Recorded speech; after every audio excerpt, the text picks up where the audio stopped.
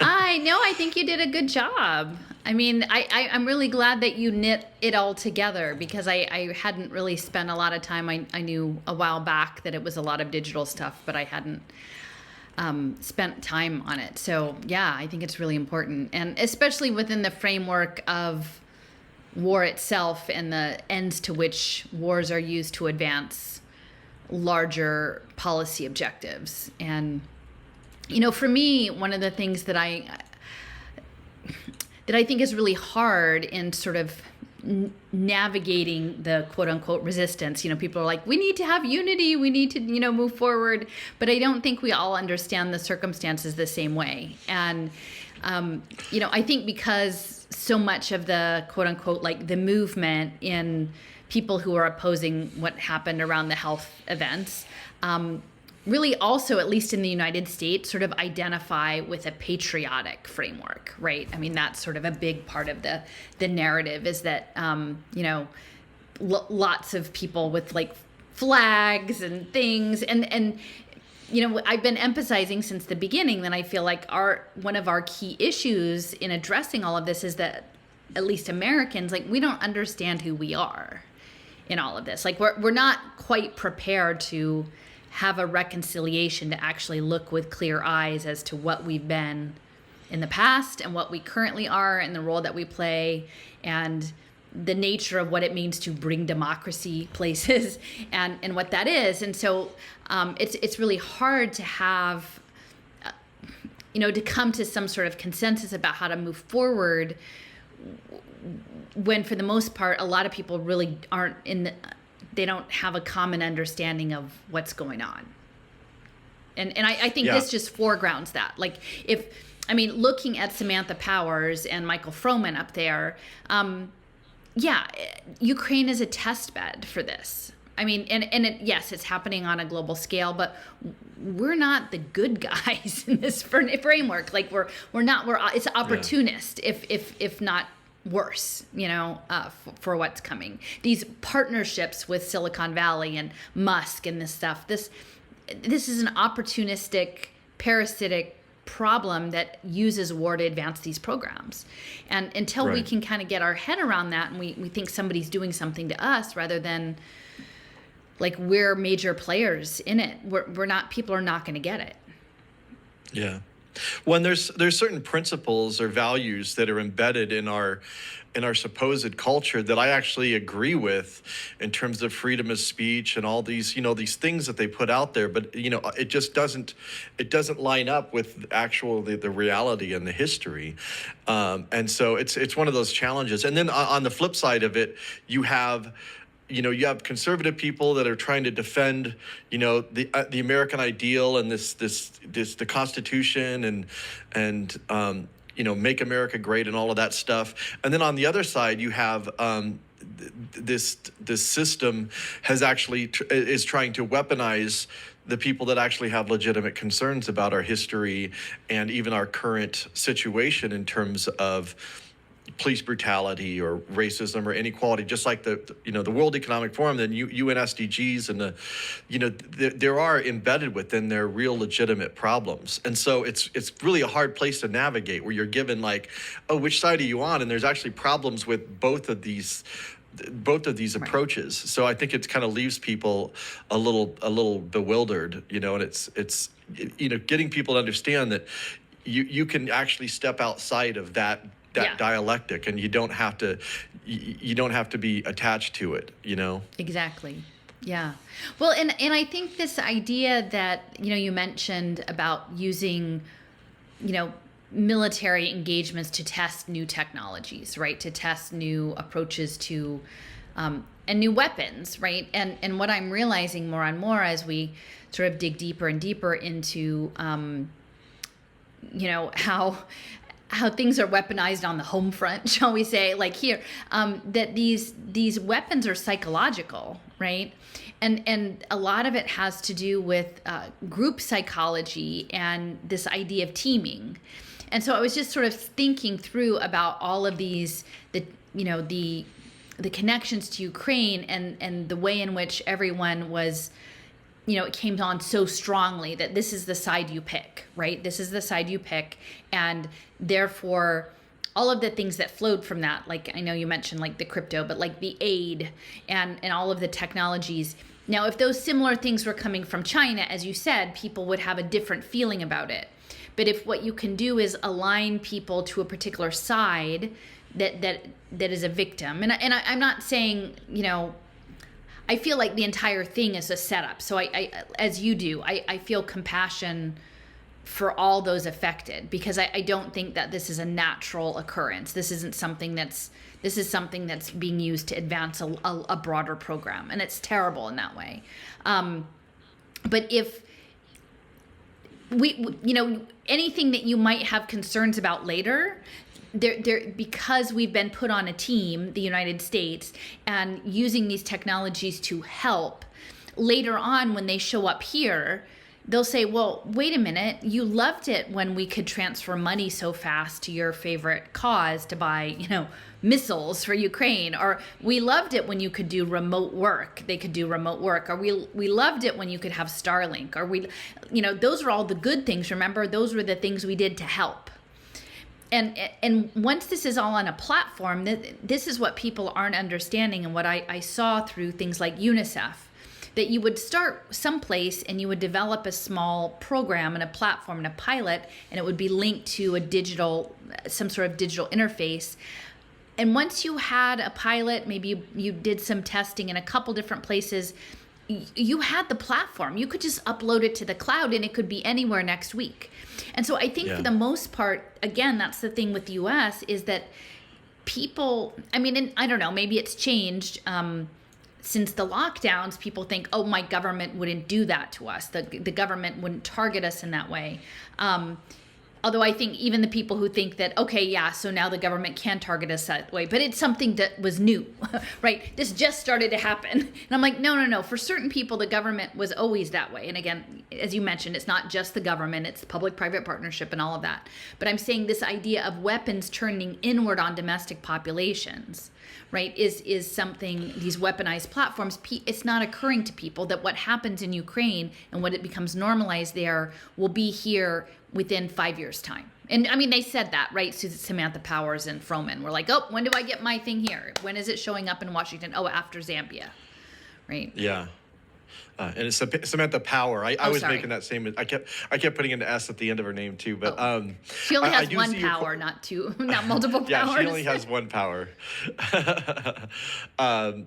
I see your questions. We've got a few questions there. But I was just going to add one thing to what you just said, which is also like expanding the definition of what is a weapon. Right. Because very important. We've seen it in the social media space. How language is weaponized. How and that's why like I've been trying to push back on the comment section, and in terms of hey, let's stay on this conversation, because I think that can be weaponized. You can just have a bunch of people jump into the space and then misdirect the conversation over here, when we put out this information to have a discussion about it. So it's kind of rude, to it's either rude or deliberately misdirecting to do that. So it's really hard to operate, because we want to be open and have everybody have these discussions, but I've seen just how the social media has been weaponized, and also money itself. People don't think of money as a weapon, and this goes back to the whole thing. It's it's just a tool. It's how you use it. And I've had debates with friends of mine around money, and that it actually is not value neutral, depending on how it's designed, who has the ability to issue it, and where it's directed. It actually it has been and is a major steering mechanism, even before all these technological cybernetic iterations have come online. So what is a weapon? Well, the money part too. The USAID, when I was looking into the education space, there's also development aid in the United Kingdom. Actually, Scandinavia is very involved. There's a lot of refugee programs in that area. And, I will say Raul's piece about Nigeria and the Civil War, and then the entry point of humanitarian aid, also Canada, into that space, then created dependencies and abilities to nudge and steer those societies that ultimately set the stage for impact finance, right? And so, when Samantha Power is saying things like, oh yeah, structural adjustment, that was a problem, right? Oh, but now we've got microfinance, right? I mean, and the idea of debt, I thought that was a really important, point that you made about the debt. And in Raul's article too, he was saying that this is a long on-ramp, right, to cybernetic governance. And it started back, in the 60s, at least in the developing, when the World Bank started to get into social welfare programs, financing social welfare programs. And, just as you mentioned, the aid that was going to dislocated people from Ukraine, right? Now, they knew that was going to happen. And some of them were internally dislocated, and then some of them had been pushed to other countries. But those payments, those aid payments were what? They were conditional cash transfers. Now, again, I wrote an article a year or so ago looking into the origins of the conditional cash transfer program in Mexico in the 90s. And that was done with U.S. oversight, U.S. policy oversight. And, it's really frustrating to me to look at what's happening with, this central bank digital currency conversation. And it's happening disconnected from the idea of a conditional cash transfer program. It's disconnected from the aid conversation. It's disconnected from the IMF and World Bank. Not everyone, but most people, they just sort of imagine there's a bank for international settlements and it's the big boogeyman. And I'm like, there's a lot more going on. And it's not new. It's been happening for quite some time. And it's those conditional cash transfer, you can't access the benefit unless you've met your health requirements, which will expand into well-being and all the time health maintenance data streams. That's an important conversation. I just feel like when people just broad stroke the CBDC, but hold on to my crypto because that's what I want as protection against the CBDC, you're missing what is MasterCard, for goodness sakes. MasterCard has its own impact fund. Samantha Power was the UN ambassador, Yeah, I had another clip that I didn't actually get to from someone from Visa as well, that was talking about Ukraine and their relationship and their partnership. So, it's not just one thing, and we want to simplify it. Oh, it's this, and they're the ones, and yes, and I kind of pushed back on like.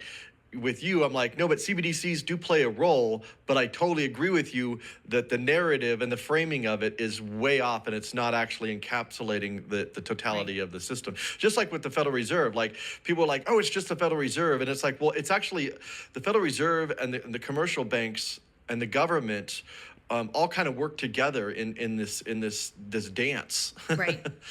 Anyway, so I have a few questions here that people have put out here. So is UK RAIN, RAINE, a kind of petri dish for what is planned global? And I'm not really do you know what UK RAIN is? Ukraine? Is it Ukraine? Oh, sorry. UK RAIN. I was like, okay. That's funny. We were talking about the Ukraine censorship. The whole video is about Ukraine. I don't think you need to worry about censoring that. They already know what this is about. Yeah. Is Ukraine kind of a petri dish for what is being planned global? What do you? I think it's in part. Yeah. Well, there's numerous test beds, right? And again, so many of the technologies, the biometrics, the conditional payments, the facial recognition, all of that was piloted on earlier refugee people. So that was like, I was writing about that in 2018 on the Syrian refugees. And again, that's something that I I had one conversation with Vanessa Beeley back in the day before I knew all of the whatever, who was who and all the stuff. And I said, listen, like I need somebody who has a bigger voice than mine to talk about what's happening in Syria with the refugees and the ed tech and the surveillance and the MacArthur Foundation and these things. And of course, that never went anywhere because that wasn't going to go anywhere. But so these early, like I feel like the refugee settlements were the first test bed. And I've talked about that because because again, it's pop-up culture. And again, think about Vinay Gupta. He was involved in quote unquote humanitarian aid and this hexayurts. He was also, I don't know if he was totally connected to Visa, but he used to talk about your digital identity would be spackled together with microinsurance like Visa. And so all of this stuff has been bubbling up for at least probably 20 years. And then so you had the Syrian refugees, then of course you have Estonia, which is a smaller use case, and they're stepping it up, right? So then Ukraine would be the next step up, right? So now we've gone from a small country, go from refugee camps, which is a certain scale, to a small independent country, and then now Ukraine is significantly larger. So if they can integrate that into the economy, and of course because of the war, you've got the opportunity to do like the remote work, the reskilling.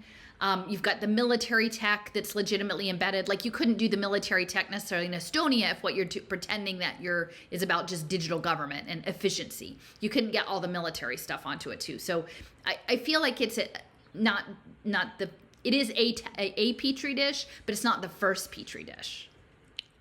Well, I thought the comment by Samantha about, well, he asked, when is this coming to America? And she was kind of shrugged, and she was like, clearly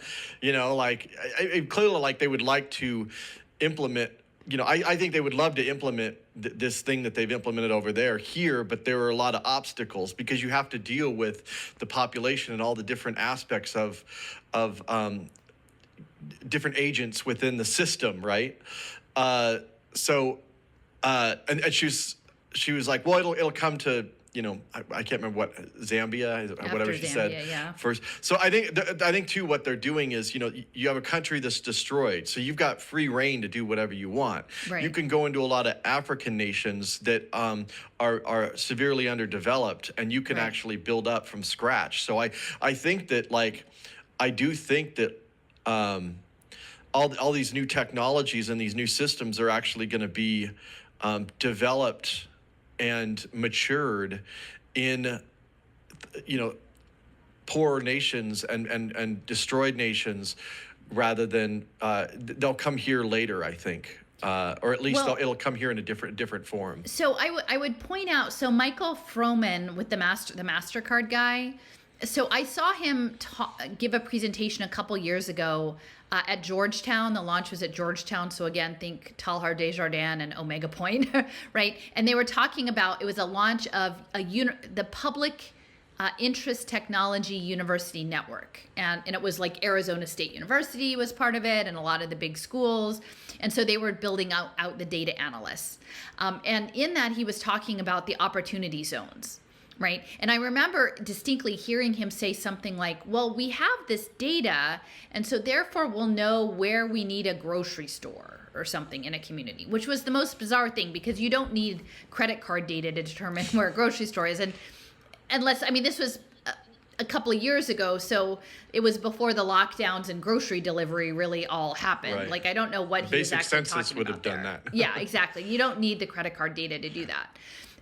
But I think in the U.S., these opportunity zones, which I've talked about before, will be the test beds. And so those will be the areas that were redlined, that were, let to be drug infested, violence, and then clear it out and start over with new smart technologies linked to mixed use development, which will be the flow, right? The flow stuff is the kind of model I think that will come in. And so it's not going to be like they'll necessarily take over a whole state, immediately, but they'll start with these smaller bits. And then it's about what can you make normal? What can you get people to agree to? And I feel like the synergy between the U.S. populace feeling like a benefactor of people, victims of war, allow these technologies to become normalized to the point that when they show up on your back door, you're going to have been sort of inoculated to them. Like, oh yeah, that's the stuff we did with Ukraine. Okay, it's cool, right? So I think so much of this I'm realizing is about the story, and why it's so frustrating when I can say, look, they want to put people's food stamps on blockchain and manage it digitally, and nobody wants to talk about that, and then so by the time it shows up, people will just agree and be like, okay, well, everybody's on that, of course the food stamps would be on blockchain, That's just how we Yeah. do it. And it's I don't know. It's Well, really hard. and then just increasing the need too. I was going to mention earlier about student debt. We were talking about debt, and I just, I have family members that are coming out of college with like this insane amount of debt, like that. They're starting off in life, or they're early in life, and they've already got this major burden. And I think that was by design. I Yeah. think they're raising. And it's hard for people to wrap their mind. I don't know why people have such a hard time with that people would conspire to like raise, artificially raise prices of education, prices of food, prices like that. These aren't just natural market forces. These are deliberate manipulations that are creating this for a particular outcome. Yeah. Even despite all the evidence, people just have a hard time, accepting that possibility. Well, people So, don't want to yeah. realize, I mean, it's this idea, they can't all be in on it, right? We can't all be on it. But I'm saying if you can construct a consensus reality that makes a certain thing normal, yeah, we kind of are. Because if you agree Right. to adopt and live inside that story, then yeah, you're in on it. You may not actively be like, oh, I got the memo. You This don't is what even I'm know. doing today. You don't even know you're in on it. Yeah. Yeah, exactly. Yeah. It's such a part of the culture and such a part of the economics and all of this. The narrative, the stories have been around for so long, and yeah, you don't even. That was my thing with conspiracy. I'm like, the majority of people involved with the conspiracy don't even know that they're involved in conspiracy. Well, and I mean, a lot of that too is like this cult of meritocracy that we have, right? And the experts, the cult, we've talked about that, and the credentialed people. So Samantha Power,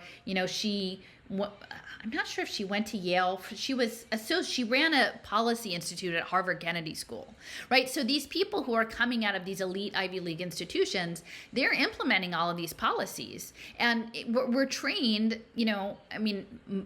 many people, maybe not everybody, but to sort of look up to like, oh wow, they have a degree from this place, they must know all the things. And then she's so self-deprecating, like, oh well, I have my corporate partners like dumb it down for me so I can figure it out. And I'm like, oh, give me a break.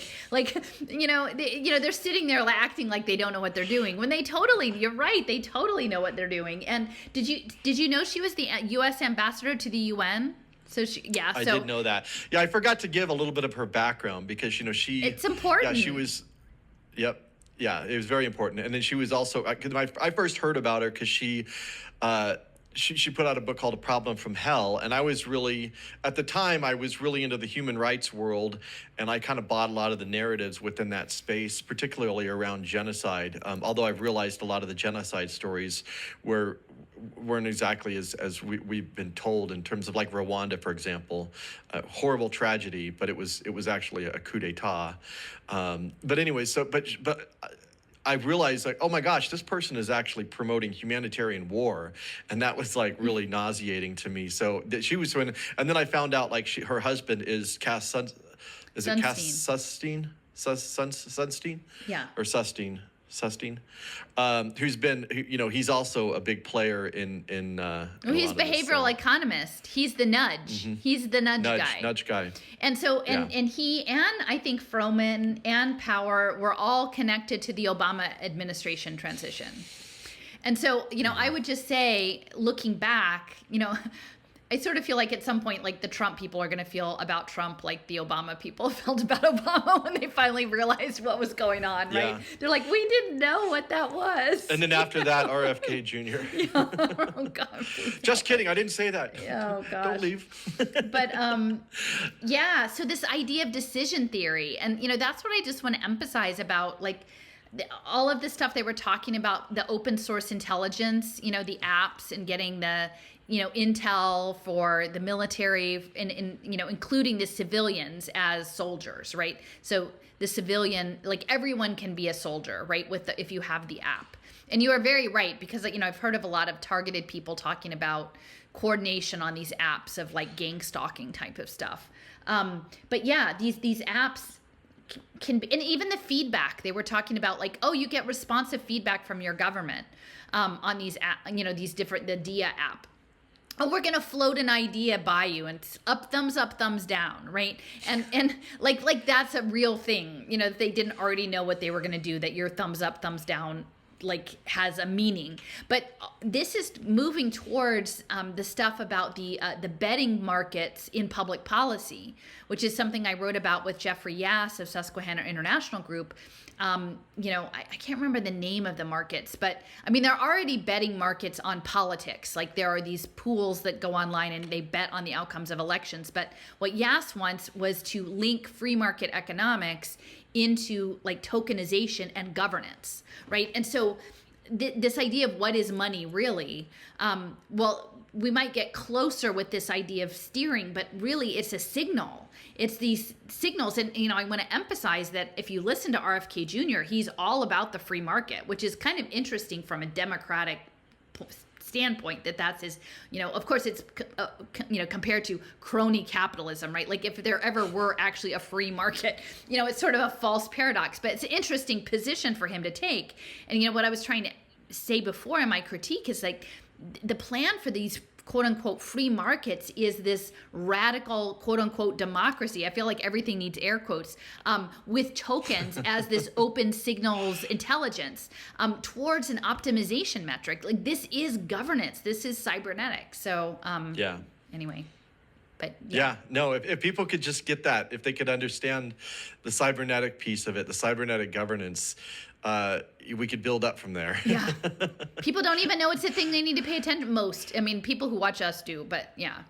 Yeah, I think there's a handful of you guys out there, and we appreciate you. Yes.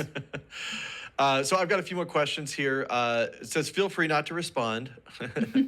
Do you also think this synthetic evolution is also the exact opposite of what should be a natural evolution? I think we should evolve into energy rather than repetition of a third-dimensional cell. Wow, that was a serious question. Do you want to answer that, or? I don't think I can. I'm not sure that I believe in evolution the way we've been taught about evolution. I mean, if I want to go to that point, like I don't like, yeah, I'm kind of I don't know, maybe this will be terrible. This will catch up with me later, but, you know, there's the neo-Darwinian evolution and then the Lamarckian evolution and other stuff. And I'm like, I'm kind of open-ended on all of it. I know that I'm not that interested in being optimized by DARPA, you know, and the Bank of International Settlements. Do I think that there is some natural force driving us to dematerialize into energy? You know, for me, I'm much more grounded in, you know, not that I'm saying I'm entitled, you know, I'm not trying to adopt an indigenous worldview, but this idea of right relationships and relatives to the natural world. You know, and you could say, oh, it's all a simulation already, or it's all a game already, or it's all, you know, whatever. For where I'm at now, like I'm actually kind of fundamentally, I appreciate the spiritual aspect of this, but I'm kind of a materialist. So the idea of just sort of merging as energy I don't find appealing, but I don't have any proof one way or the other. I would just say I'm somewhat skeptical of the idea that there is a logical evolution to dematerialization. But yeah, and to me, it's just it's the way I frame it is artificial versus you know, artificial synthetic versus natural organic.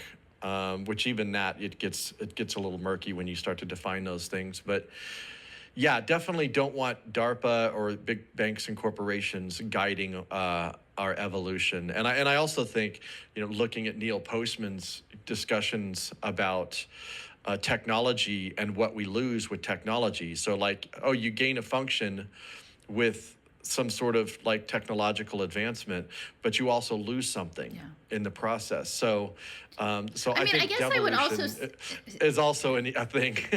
say, I mean, the idea that we may exist in different forms, right? And that this is an embodied form, and that there are things that you learn and experience in a body, right? That you wouldn't. So, you know, I'm not above the idea that maybe we exist as energy at some other point, or that we don't have access to that. But I feel like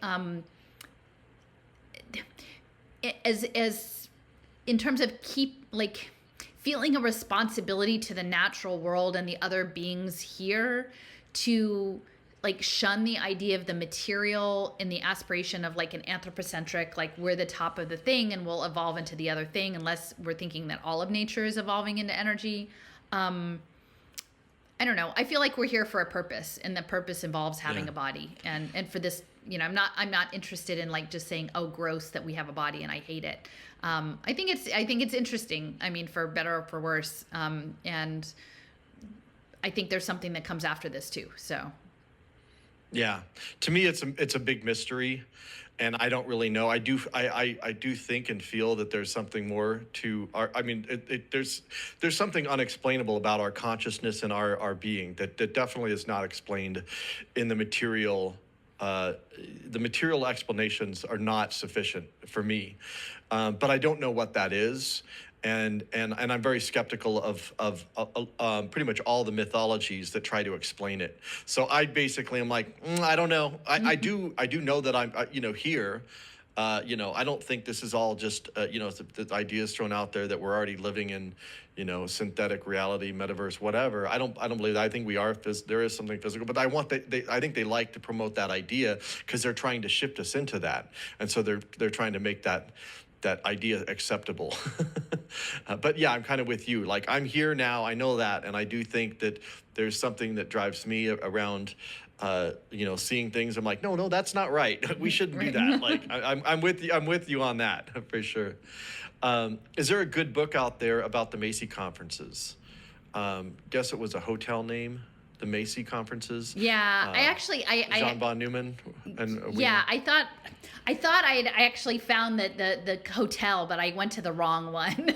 So it was actually on the Upper East Side. I thought it was a department store. I didn't know. Yeah, Macy's, right.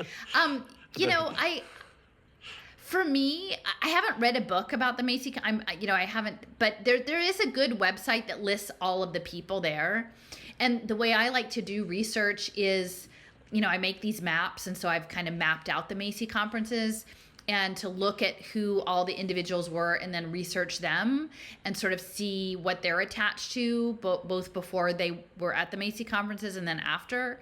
And then, my map includes, and then it goes over to Tavistock and, the military, right? Military mind control stuff. So I don't have a specific book recommendation, but I can post a link underneath to the Macy conferences, like the list. And to me, that's what I like to look and see who was in the room. And this website is pretty detailed in that respect. Yeah. Well, I think we covered a lot, but I'm thank you for coming on here with me. Can I just see if I have anything else to say? Let me just. Yes, please. Okay. All right. And if anybody else has any final questions. All right. I just want to mention, the open source intelligence was really important. And the use, I thought it was really interesting that they kept referring back to the fact that they were always referencing people's social media, right? Oh, there's a dead soldier. Let's check the social media. Oh, we want to figure out if there's some confirmation of the guy. Let's check the social media. I thought that was a really important thing, that they were just so upfront about it. Well, also, I want to say something about that, too, because, all these discussions around digital ID have been, the government's going to issue a digital ID, and you're going to have your government ID. And I'm like, that's only one piece of it. Like, they're setting a ubiquitous computing system up where your digital ID is going to be your friends, it's going to be your social media, it's going to be your credit score, it's going to be your actual physical walking around through facial recognition, and it's going to be all these different things that are going to verify who you are and where you're at. It's not going to be one thing. It's going to be a whole multitude of things that are then connected, and then the algorithm pieces all these things together. I think it's way more complicated and sophisticated than people realize. It's not just like, I'm going to refuse the digital ID. It's like, no, if you have a digital footprint, you have a digital ID. Your digital ID is already in your SIM card. It's already in your social, it's in every account that you've ever created with any app or anything, so. Interoperability, guys. That's a very important word to wrap your mind around. Well, and I would just say the last thing I wanted to say is, as your digital identity, and I think that this relates to Ukraine, is in the rebuilding, is clearly they're interested in the finance markets, right? And all of the things that got destroyed, there will be investments to rebuild, right? And then some of those investments will be large scale, but then some of them will be into individuals, right? To reskill them for the new jobs, to start up quote unquote small businesses, or to be entrepreneurs. Now, a lot of these entrepreneurial jobs will be data analytics or something like that. But this idea that we could, zoom money over there. It's called public goods.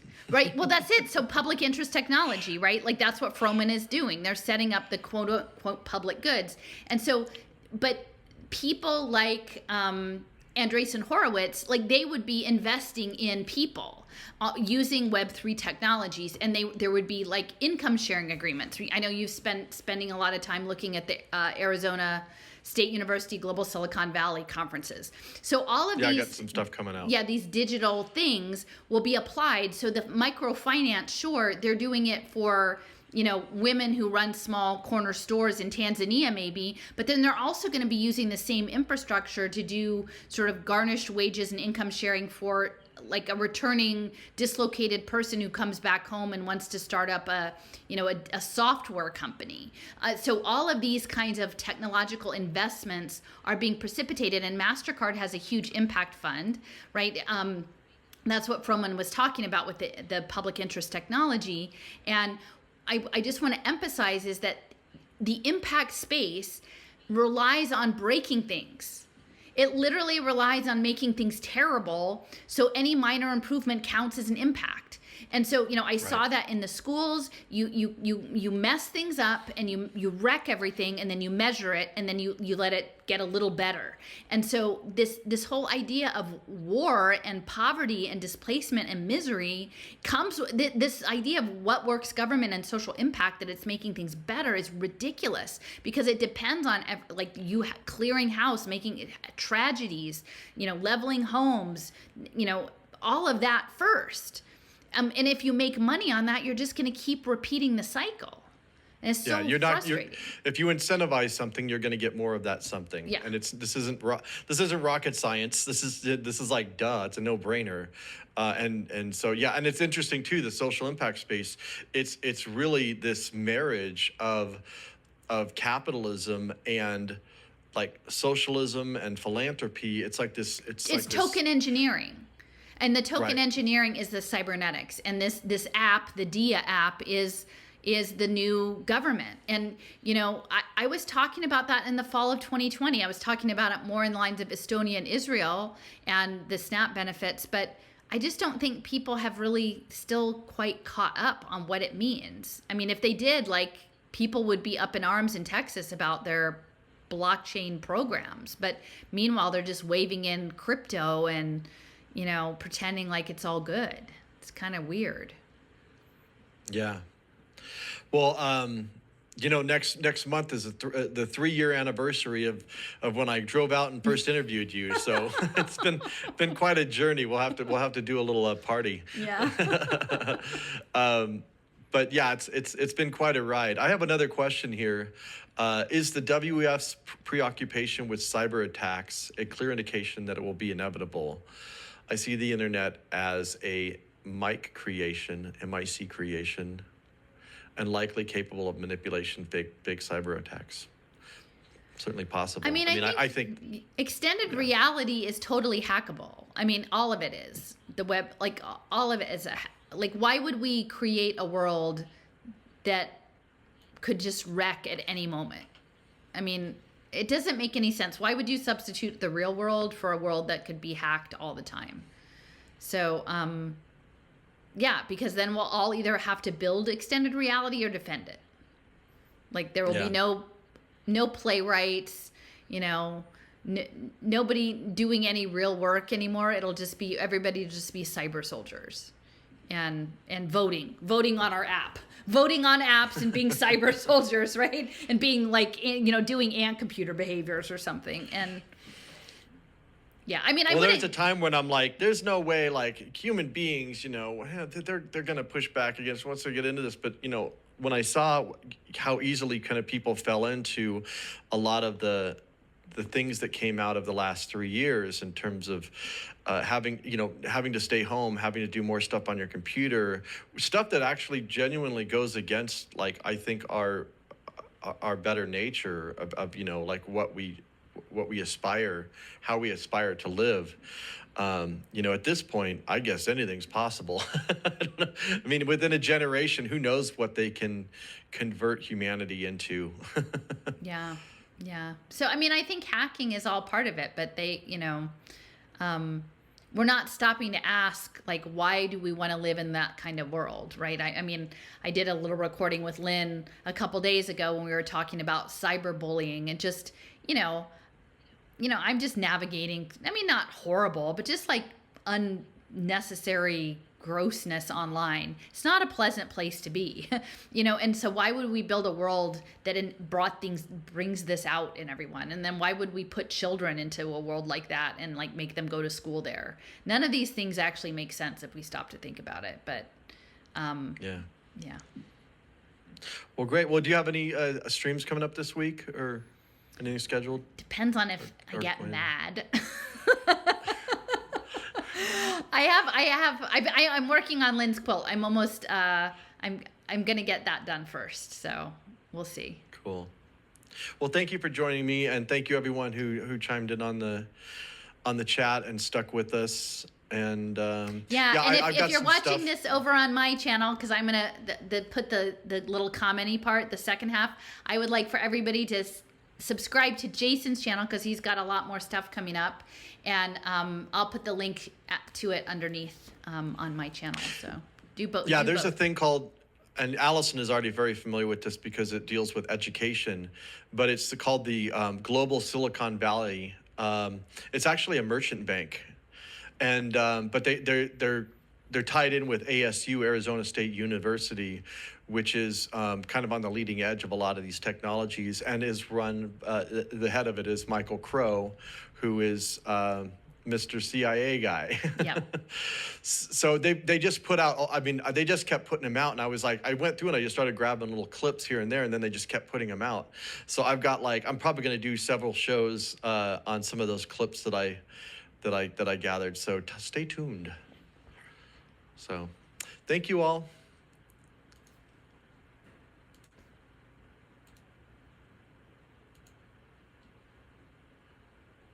All right. We're done. Thank you, Allison. I appreciate you coming on. Sure.